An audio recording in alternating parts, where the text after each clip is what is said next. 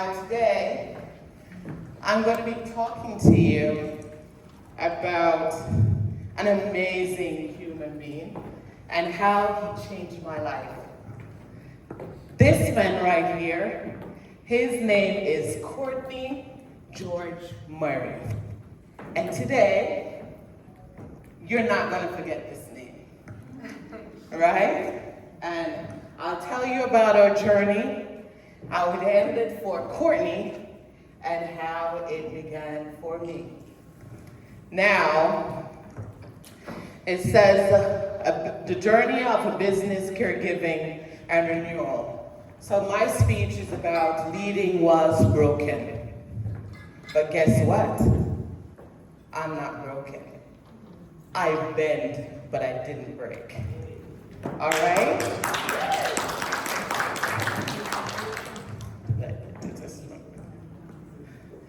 Okay, where it all began.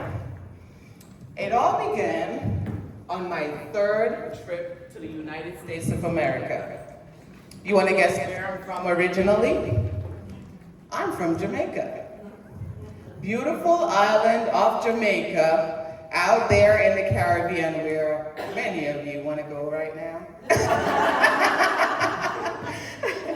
It's a beautiful, beautiful island, and I have the privilege of being born there. I went to America on my third trip after my daughter, who was stolen from me when she was 3 years old. I spent 7 years trying to find her, and one day I happened to find her online when the school that she attended won a basketball championship, and she was holding the trophy. This happened on a Friday, and I had to wait all the way until Monday to know if this is in fact my child. And so I found her, and I told them that I'm her mom, when she was told that her mom had died many, many years ago, all alive. I went to the US Embassy, and I applied for an emergency visa, and I was able to get to America to get to my daughter, who was about to be placed in the US foster care system, because she was running away from who had taken her away from me. Now, I got my daughter back, and I am trying to build a normal life. By this, I had 2 more children back home in Jamaica, and so I had to go back to Jamaica. The judge told me I was not able to take my daughter out of the country, and so I had to make a move, and that was to bring my family to the United States of America. Fast forward, I did this back and forth thing for a while, and then in 2009, after applying for a job in Jamaica, I got a job in I think it was in Florida at the time, and it didn't work out. I had to go back to my mom in Philadelphia, and being with my mom, she is adorable and everything, but I needed to make money, and I'm not making money. And so I got the opportunity to go to New York from an invitation from a friend, and I went to New York. I got a job in a bar. I don't drink, but in a bar I work. And as I'm going through the door, this tall, handsome man with bluish green eyes, and sometimes they look gray, he just walked up to me and he said, "Hey, where you going?" And I said where I was going, and he said, "Can I take you?"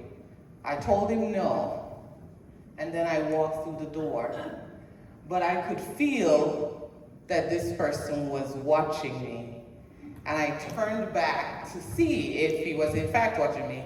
And I almost gave myself a whiplash, because he was watching me, and I was like, why is he watching me? Anyway, I went myself to where I was working, and he came there shortly after. And everyone was surprised. They were like, why are you here so early? Apparently you used to hang out there too. And we met on October 8th, 2009. And we were together ever since that day. We got married in 6 months. We had a son the following year. And he had a cleaning company, but he was focused on carpet cleaning. I decided that, I think we can do something else. Anyway, he kept saying no, no, no. And then one day he said yes. I said, listen, I would make this business big. And he said, how would you make this business big? And I said, give it to me and I will show you. He gave it to me. He signed it over to me, just like that. And I changed the name of the business because everyone probably knew the mom and pop shop that he was running, and I'm trying to run a big enterprise here. So anyway, we did that. I changed the name and did more. I decided that the branding was going to be different. It had to be run sophisticated. You know, my staff would need to dress up in a button-down shirt, and they had to look fancy. Now, yesterday somebody gave a talk about the meaning of our names, and my name means beauty. Now, I get to attach beauty to why I love to look beautiful. I have to look pristine, and I wanted my business to look this way. Now I see why I get so anal about that. Okay, finally put that together. But anyway, we did all of that. I took Prospect Cleaning, which I named Prospect Cleaning because it was right next to the famous Prospect Park in Brooklyn, New York.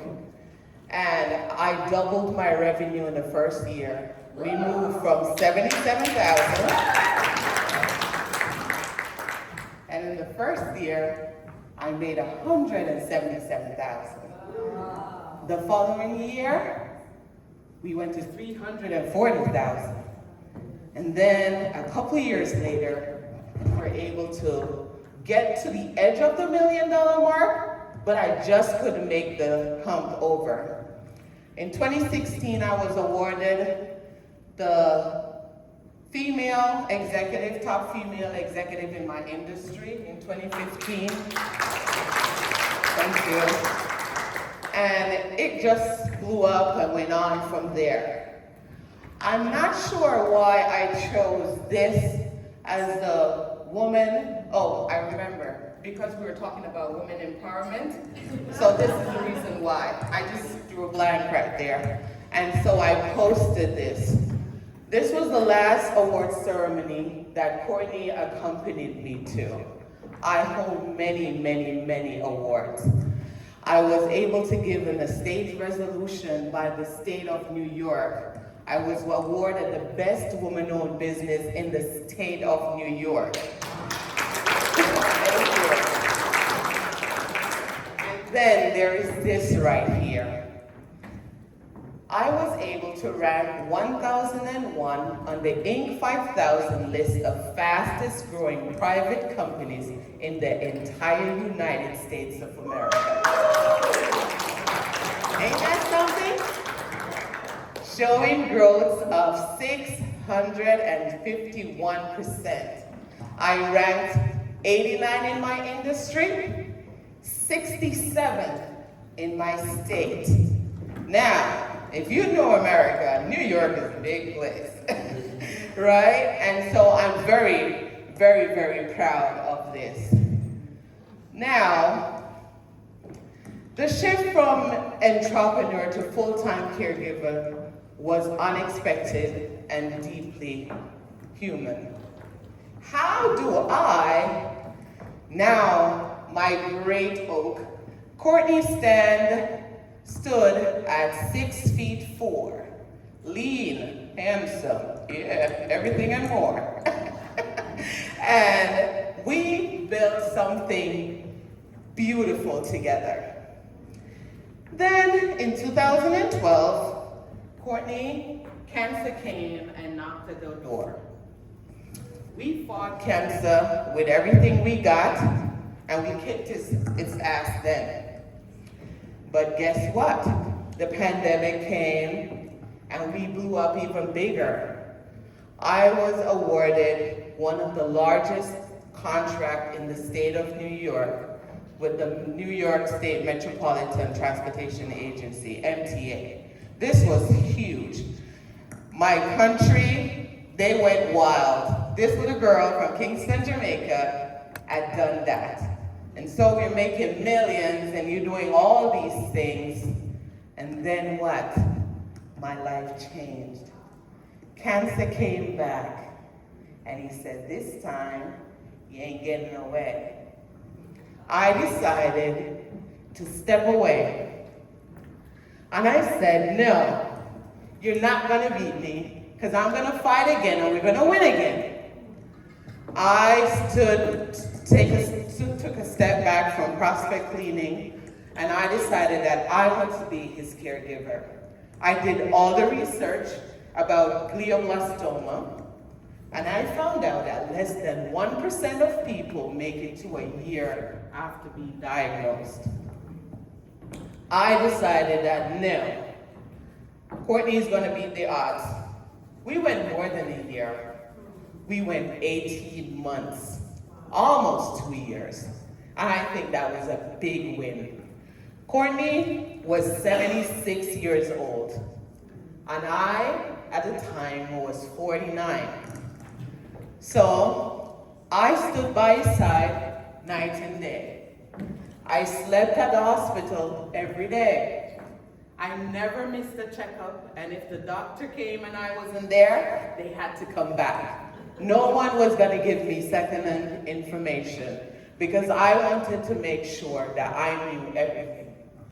He was my general.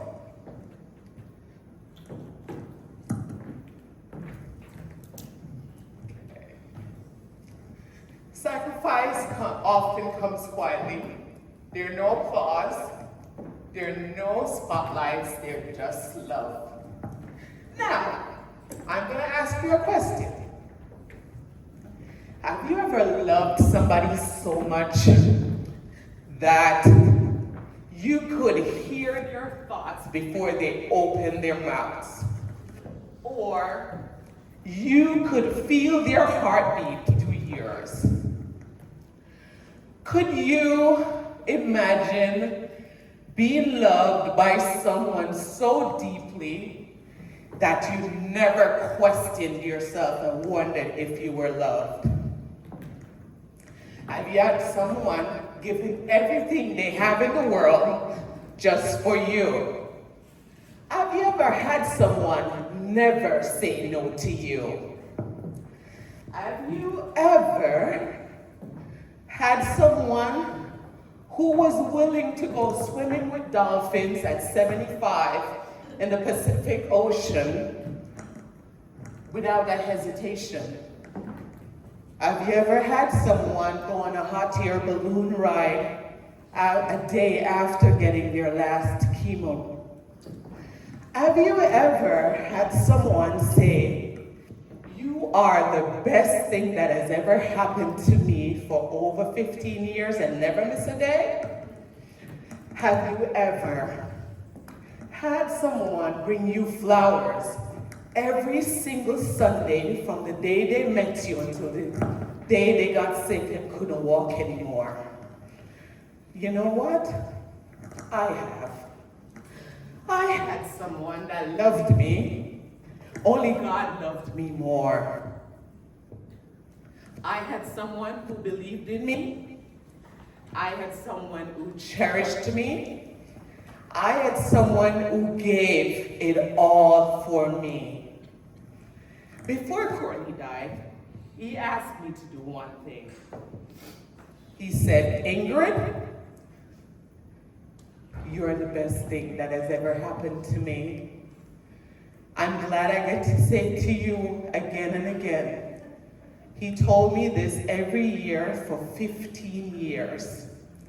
And he said, "What I want you to do for me is that I want you to love like you love me without regret. I want you to laugh from your belly like you always do. I want you to dance every chance you get. I want you to live. Live now, live tomorrow, and never stop living, because life is beautiful, and beautiful is you. Right? Courtney told me that. I got to experience love at its truest form. Now, some of you like me are tearing up. What I want you to do is to dry your tears, and don't be sad. Don't be sad for me, and don't be sad for Courtney. Courtney is now dancing. He sings, "Fly me to the moon, let me dance among the stars. Let me see what spring is like on Jupiter and Mars. In other words, please be true." In other words, I'm mixing it up, but don't worry. He used to sing that to me all the time. And now he gets to dance for me. I don't see him anymore, but I see him here in my mind and here in my heart. Courtney is sleeping peacefully. You notice I'm smiling? You know why? I know he's at rest. I know he died happy. And I know he died knowing that he was loved. Now, I come back to a world that I hadn't waited, but I brought new strength. I started a new business, a candle company called Chantor's Mood. I'm still doing prospect cleaning. I also started a foundation called Elijah's Oil. And this is going to create scholarships for children who are uneducated. Because even though Courtney didn't have a college degree, he was smart. He chose me. And so we want to help students all over the world to build a life and, do all the things that they can. So we'll be doing that. And I also started a doll company called Uda because my one granddaughter, my only grandchild, she was so beautiful. I don't know why I didn't put a picture up of her, but her mom wouldn't allow me to. She's very conservative and wants everything to remain private. But if you sneak on my Facebook page, you'll find pictures of Princess down there. And so I started that. That's me at my candle store. That's me at work. Now, we realized that those 2 years that Courtney battled for, I stepped away. And it was a big sacrifice, depending on the team that you had put together and all of that. In all honesty, things kind of went south. Managers stopped reporting like they should. The other staff started taking advantage of the big boss ain't there no more. But I realized that no matter what, we have to take a pause. Because life will stop us, right? And death stopped me for a little bit. I got to reflect on the life that I want to live for the rest of my days. Courtney passed his 70 that was promised to him, and I'm grateful that I now get to live in my time, right? Live my truth. I will get to do more things. Courtney led a very full life, and he was happy. He was a delight, And so, reflecting on that, building a legacy, he was my why. And when I lost him, just like the song said, I felt I'd lost everything. But guess what? I didn't. Courtney was preparing me for the day when he said goodbye. Weirdly enough, that day I left the hospital and I went home to sleep. I had not slept in my bed for almost 2 years.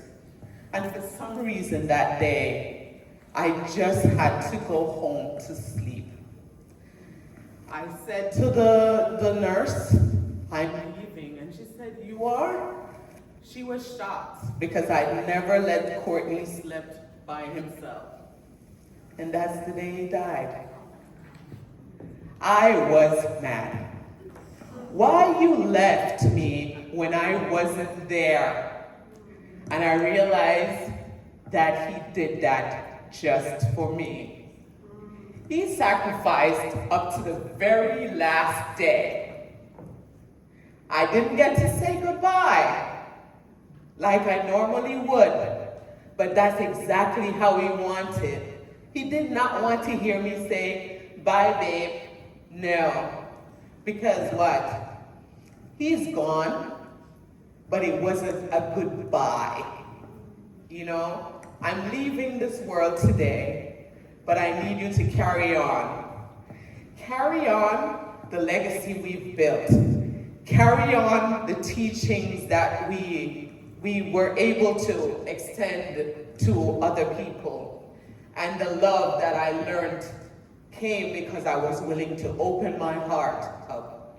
And so, you know, now I lead differently, with empathy, with a purpose, and with a fire still burning within my soul. I'm a Leo. I can't be toned down. You know, it's just there. I can't keep it contained. And so now I shine so brightly. Even without my biggest cheerleader cheering me on, I can still hear his voice. Like even now, he's saying, you're doing good. You're doing good, babe. You're doing good. So, this candle burning desire is for Courtney. It's a tribute. It's a legacy. It's a reminder. I don't have to dim my light for no one, and I couldn't even if I tried. You know, I'm still on fire. Now your turn. I went to London after Courtney died, and I went to the Roman bathhouse, and I sat there, and I reflect. Trust me, I wanted to get in there. Now I'm going to ask you, what in your life is calling you to pause, pivot, or pursue? Everything is there. You have the opportunity to do everything that you want to do. I heard you said too late. Guess what? It's not. If you want to go on a retreat, you can. Even with a walking stick, even with a cane or a wheelchair, you can. You can do it. It's never too late. She have it on virtual, so you can still attend. You can just go to the park, sit there, and have this experience if you want to. Do not put a limitation on yourself, guys.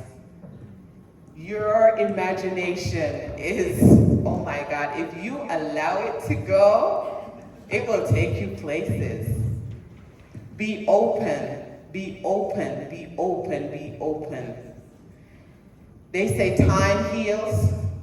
I don't know if that's true, but one thing I know for sure, that you can renew your strength if you are willing and able to open yourself.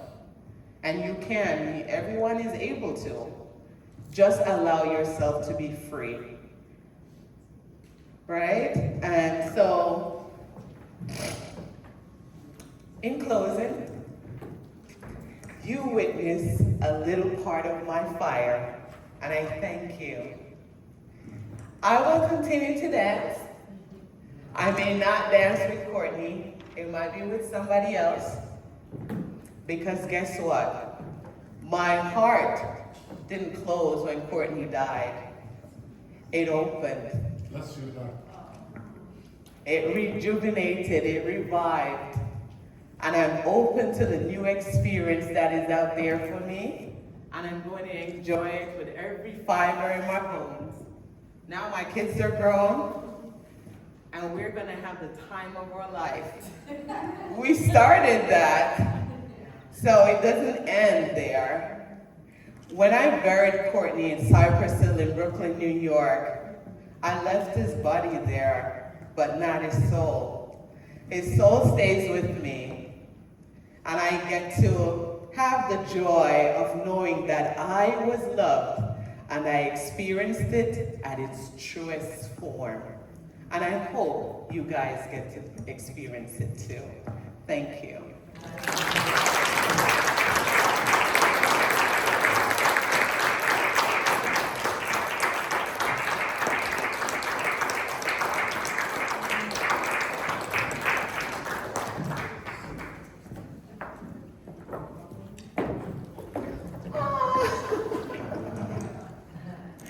Oh, I forgot about this part. You guys are so amazing. Thank you.